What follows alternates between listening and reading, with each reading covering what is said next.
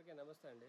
ముఖ్యంగా మనకు 2024 ఇప్పుడు జరిగిన ఎలక్షన్‌లో పిన్నెల రామకృష్ణారెడ్డి అనే ఒక వ్యక్తి ఎమ్మెల్యే, ఎక్స్ ఎమ్మెల్యే వాడు చేసింది అరాచకం ఇంత అంత కాదు. కనీసం 4 దశాబ్దాలంటే ముఖ్యంగా వాడు 20 సంవత్సరాల నుంచి 4 దఫాలు వాడు ఎమ్మెల్యేగా ఉన్నాడు. అయితే వాడు చేసిన నేరాలు ఒకటి కాదు, ఒక్కొక్కటి అలాంటి వాడిని లాగాలి ఖచ్చితంగా. ఎందుకంటే దేశ ప్రజలకే తెలియాలి ఈ విషయం. ప్లీజ్ టీడీపీ గవర్నమెంట్ని కానీ నీ కోరుకునేది ఒక్కటే, ఇలాంటి వాళ్ళ గురించి చరిత్రలో మనం ఒక పాఠమే రాయాలి. మన పిల్లలకు కూడా తెలియజెప్పాలి ఇలాంటి వాళ్ళ గురించి. పొరపాటున అలా తప్పు చేయకూడదని. Please government within take the action this fellow.